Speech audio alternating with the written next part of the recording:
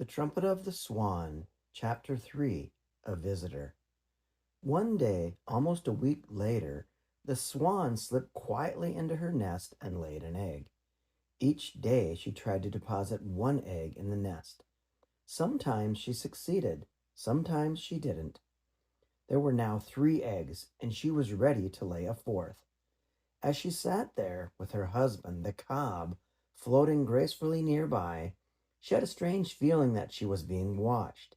It made her uneasy. Birds don't like to be stared at. They particularly dislike being stared at when they are on a nest. So the swan twisted and turned and peered everywhere.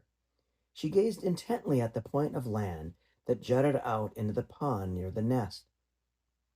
With her sharp eyes, she searched the nearby shore for signs of an intruder.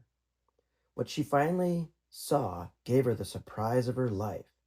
There, seated on a log on the point of the land, was a small boy.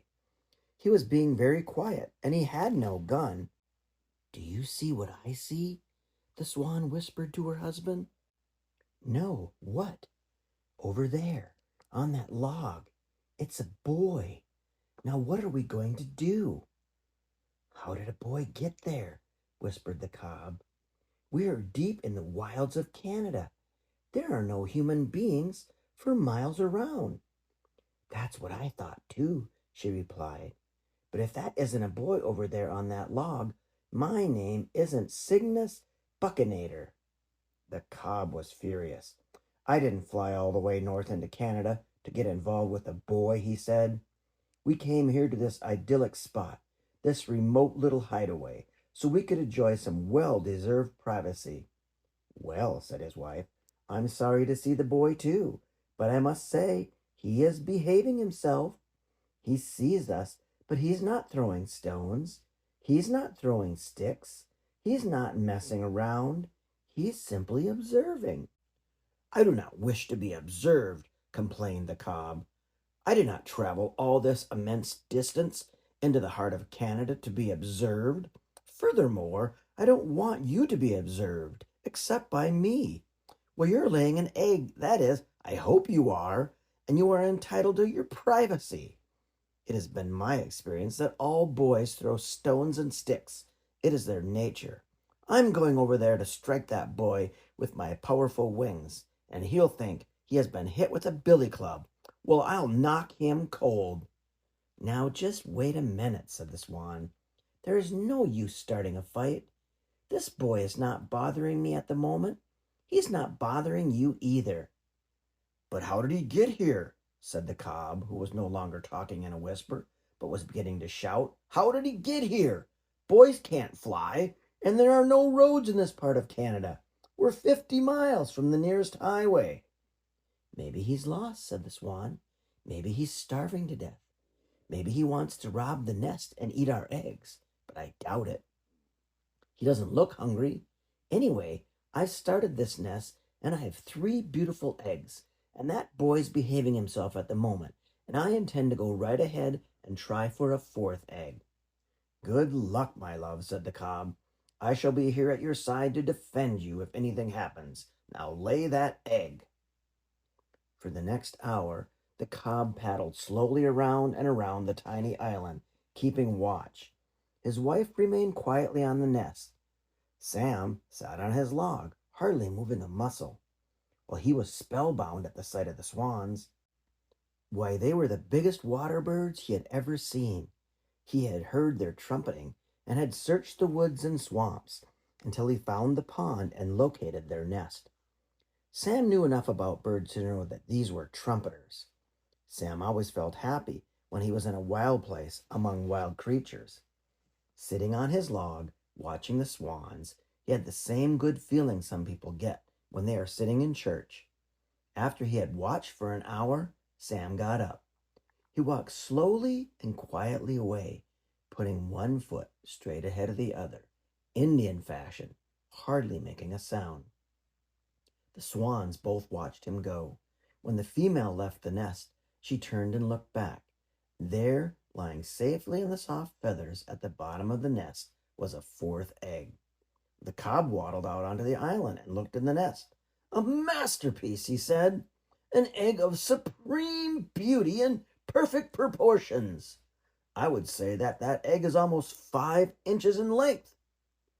His wife was pleased. When the swan had laid 5 eggs, she felt satisfied. She gazed at them proudly. Then she settled herself on the nest to keep her eggs warm. Carefully, she reached down with her bill and poked each egg until it was in just the right spot to receive the heat from her body. The cob cruised around close by to keep her company and protect her from any enemies. Well, he knew that a fox prowled somewhere in these woods. He had heard him barking on nights when the hunting was good. Days passed, and still the swan sat quietly on her 5 eggs. Nights passed. She sat and sat, giving her warmth to the eggs. No one disturbed her. The boy was gone. Perhaps he would never come back. Inside of each egg, something was happening that she couldn't see. A little swan was taking shape. As the weeks went by, the days grew longer and the nights grew shorter. When a rainy day came, the swan sat just still and let it rain. "My dear," said her husband the cob one afternoon, "do you never find your duties onerous or irksome? Do you never tire of sitting in one place and in one position, covering the eggs, with no diversions, no pleasures, no escapades, no capers? Do you never suffer from boredom?" "No," replied his wife, "not really." "Well, isn't it uncomfortable to sit on 5 eggs?" "Well, yes, it is," replied the wife, "but I can put up with a certain amount of discomfort for the sake of bringing my young swans into the world." "Do you know how many more days you must sit?" he asked. "Haven't any idea," she said, "but I noticed that the ducks at the other end of the pond have hatched their young ones. I noticed that the red-winged blackbirds have hatched theirs.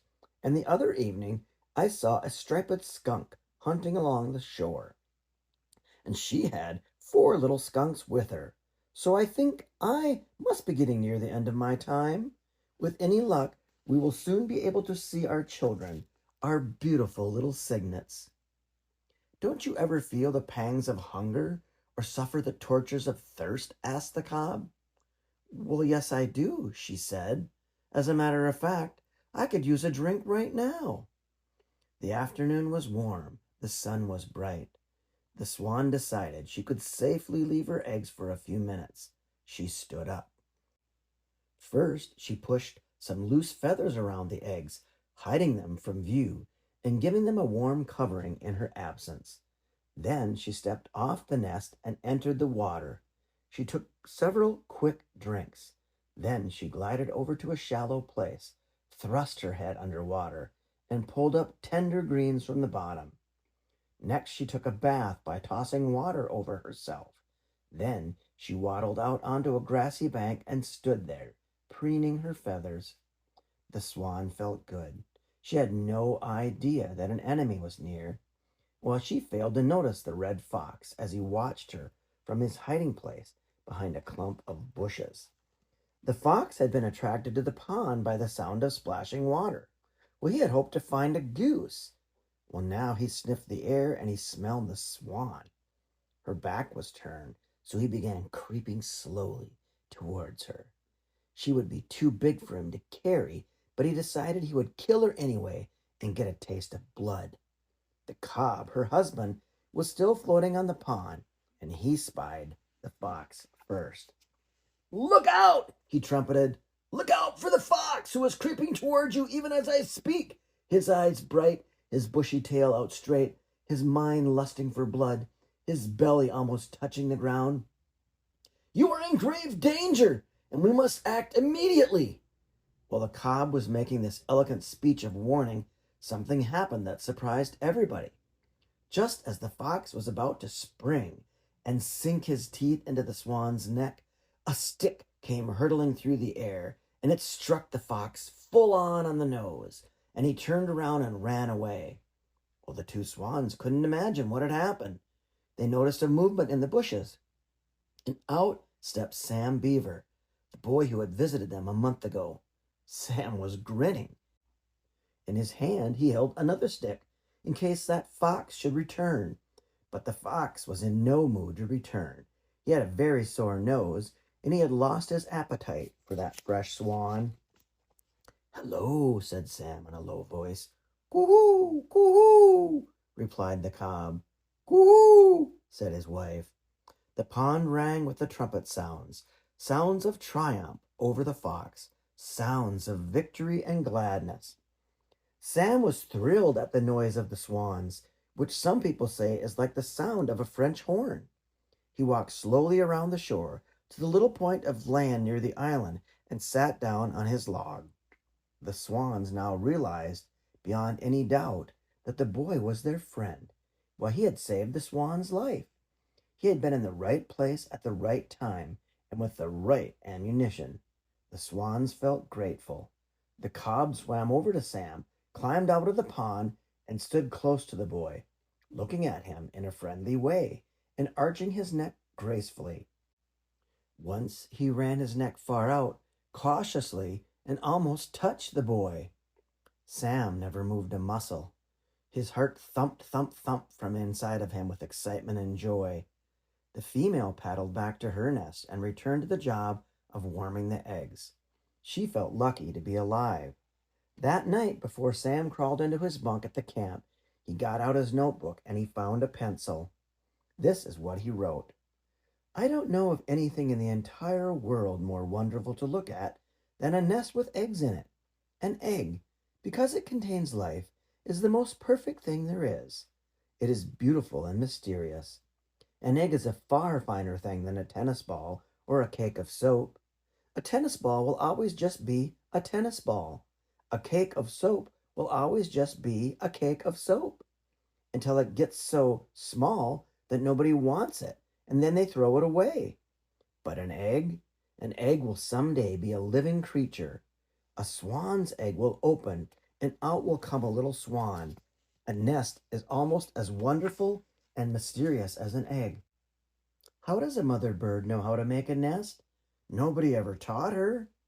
How does a bird know how to build a nest?" Sam closed his notebook and said good night to his father, blew out his lamp, and climbed into his bunk. He lay there in his bed, wondering how a bird knows how to build a nest. Pretty soon, his eyes closed and he was asleep.